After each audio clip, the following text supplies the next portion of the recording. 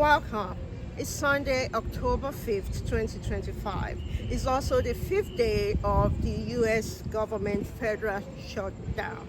As we know, we have been reporting on this throughout this week as our reader and audience, both on the continent and around the world, we know this is a shutdown that goes beyond the U.S. border that affects several countries, including a lot of businesses on the African continent that depend on imports as well as exports that do businesses with the U.S., as well as American businesses that trade with African nations.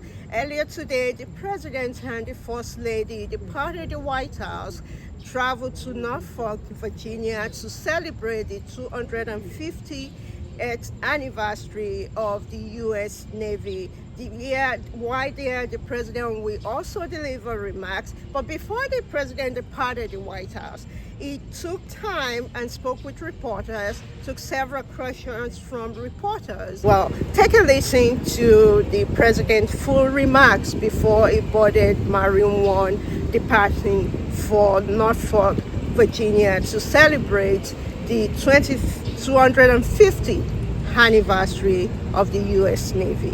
I'm Kemi Oshukoya reporting from the White House. I will be bringing you more updates on how this shutdown and what the government is doing. Thank you for watching. This is a big day. We're going to have a big day. One of the biggest. We're celebrating our Navy and our military. We have the greatest military anywhere in the world, not even close, as you probably noticed. And we rebuilt it largely during my first term, and now I get to see it in action. So we're going to have a very big day today. It's going to be very exciting. Mr. President, will you according to your plan, Mr. President, more year. Would you like to do that? Said what? President Putin offers to keep limits on nuclear arms for one more year, so then hopefully negotiate a new treaty. Would you like to do that? Sounds like a good idea to me. Mr. President, will you follow the Palestinian Authority may control Gaza the day after Hamas? Now, can you please explain me what is the purpose by doing this? If according to Israel, they are paying to terrorists, they're paying salaries to terrorists. Channel 14 Israel. My name is Libby. Well, it's a great deal for Israel, and it's a great deal for everybody. And you want to get your hostages back, right? You want them back or do you not want them back? And it's a great deal for Israel. It's a great deal for the entire Arab world, Muslim world, and world. So we're very happy about it. Mr. President, when do you think the hostages will start being freed? I think very soon. They're in negotiation right now as we speak. They've started the negotiation. It'll last a couple of days. We'll see how it turns out, but I'm hearing it's going very well. Mr. President! We want to fix it so it works. It's not working. Obamacare has been a disaster for the people, so we want to have it fixed so it works. Mr. President, will you follow the judge's order in Portland? We're going to look at that. It was amazing. Portland is burning to the ground. It's insurrectionists all over the place. It's Antifa. And yet the politicians who are petrified. Look, the politicians are afraid for their lives. That's the only reason that they say, like, there's nothing happening. And you've seen it. The place is burning down, and they pretend like there's nothing happening. So we'll take a look at the order. We haven't seen the order yet. Mr. President, you're going to celebrate the Navy today. The Navy is deployed in the Caribbean against the cartels. What is the next step of this war against drug trafficking in South America? Well, we're going to stop drug trafficking, and we've done a lot. There's nobody coming in on the water. That I can tell you. The water is like, there's nobody. There's no drugs coming in on the water, and we'll take a look at what phase 2 is. Made a big difference.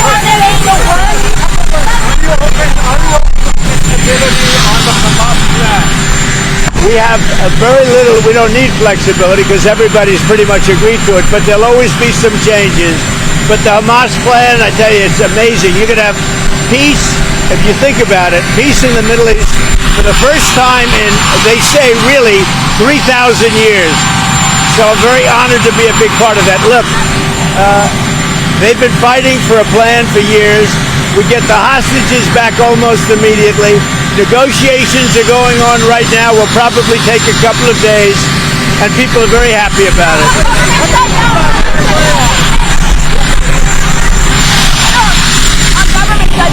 Would Go you ahead. support us ending affordable care at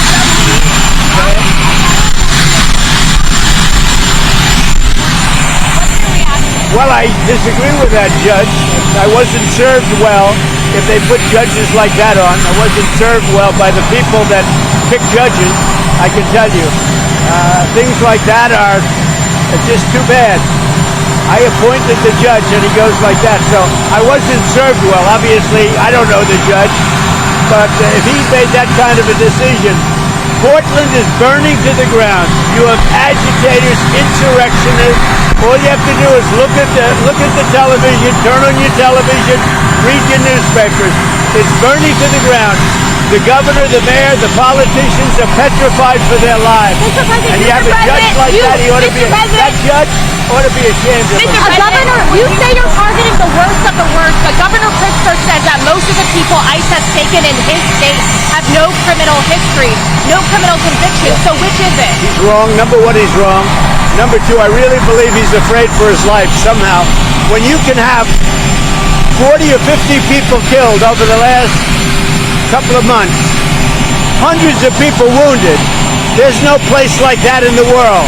Hundreds of people wounded, 50, 55 people shot and killed. And Pritzker gets up and says what a wonderful place it is. They need help. Washington, D.C. is now a safe place. You're not going to get mugged or hit. You're not going to get raped. You're not going to get anything. Washington, D.C. went from a hellhole to a safe place. I love the way you nod. Is it true, though? I mean, people, a lot of the people right here were, a lot of the people right here were mugged. Reporters.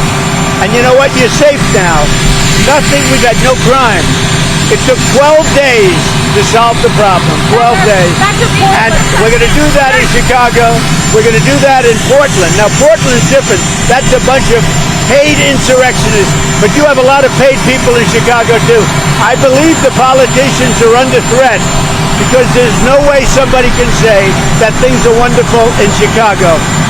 Almost 55, I think it was 55 people over a short period of time have been murdered in Chicago, have been shot.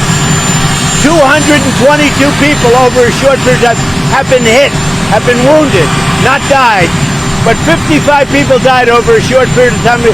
You're telling me there's no city in the world like that. We're going to straighten it out. And I think that Pritzker, he's not a stupid person. I think that Pritzker's afraid for his life. Federal judge President on the Obamacare subsidies. We want to make it better. What about layoffs? Well, I call them Democrat layoffs. They're Democrat layoffs. They're causing it. We're ready to go back. You know, we have a record-setting economy. We have a record-setting country. Prices are way down. We're doing better than the country's ever done. And the Democrats hate seeing that. It's up to them. Anybody laid off, that's because of the Democrats. Thank you. Okay, let's go.